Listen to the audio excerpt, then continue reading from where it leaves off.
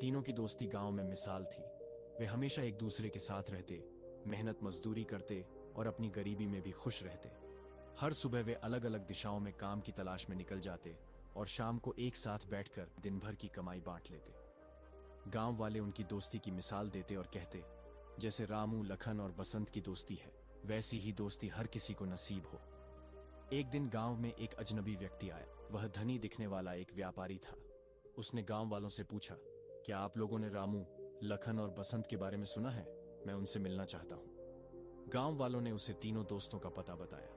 व्यापारी उनके पास पहुंचा और बोला, मेरा नाम राजा सिंह है, मैं हीरों का व्यापारी हूं। मैं तुम तीनों की दोस्ती के बारे में सुनकर यहां आया हूं। राजा सिंह की बातें सुनकर बसंत ने उत्सुकता से पूछा, आप हमारे बारे में कैसे जानते हैं? हमने आपको पहले कभी नहीं देखा। राजा सिंह मुस्कुराए और बोले, तुमने सही कहा, मैं इस गांव में पहली बार आया हूं, लेकिन जैसे ही मैंने तुम तीनों की दोस्ती के बारे में सुना, मैं तुमसे मिलने आ गया। तुम लोग मेहनती और ईमानदार हो। अगर तुम्हारे पास दौलत हो तो तुम अपनी मेहनत से बहुत कुछ हासिल कर सकते हो। इसलिए मैंने सोचा कि क्यों ना तुम्हें एक राज बताऊं जो मेरे सीने में दफन है। इस राज की बदौलत मैंने कभी धन की कमी नहीं देखी। राजा सिंह की बातें सुनकर तीनों दोस्तों का दिल तेजी से धड़कने लगा।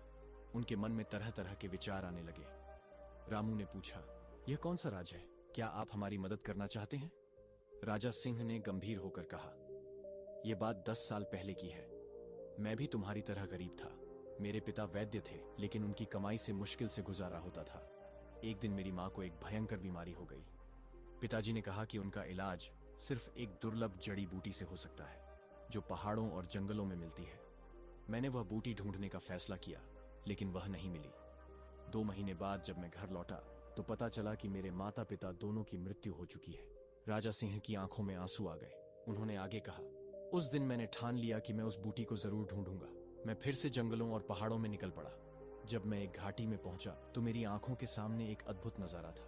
वहां जहां तक नजर जाती, हीरे और मोती बिखरे पड़े थे। मैंने उस खजाने का एक बड़ा हिस्सा निकालकर सुरक्षित जगह पर छिपा दिया। आज भी जब मुझे धन की जरूरत होती है तो मैं वहां जाकर हीरे निकाल लाता हूं। अगर तुम चाहो तो मैं तुम्हें उस जगह का पता बता सकता हूं।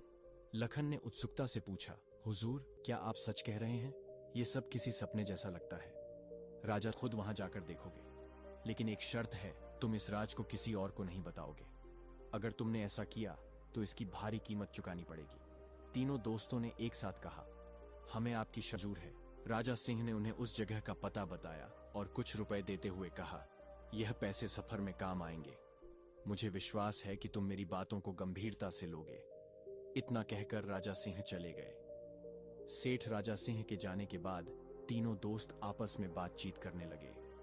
रामू ने संदेह जताते हुए कहा, क्या सच में ऐसी कोई जगह हो सकती है? कहीं सेठ ने हमें बेवकूफ तो नहीं बनाया? बसंत ने जवाब दिया, मुझे तो सेठ की बातों में कोई छल कपट नहीं लगा। हमें एक बार वहां जरूर जाना चाहिए। तीनों दोस्त उस जगह पर जाने के लिए तैयार हो गए। उन्होंने अपना कुछ सामान इकट्ठा किया और सफर पर निकल पड़े। यात्रा लंबी थी, इसलिए वे जहां भी उपयुक्त स्थान मिलता वहां आराम कर लेते। चलते चलते 4 दिन बीत चुके थे। एक दिन जब वे रास्ते से गुजर रहे थे, लखन ने कराहते हुए कहा, मुझे बहुत प्यास लगी है, मेरा गला सूख रहा है, जल्दी से पानी लाकर दो, वरना मेरी जान निकल जाएगी। यह कहते हुए वह तड़पने लगा। लखन की हालत देखकर रामू चिंतित हो गया और बोला, बसंत, जल्दी से कहीं से पानी खोज कर लाओ।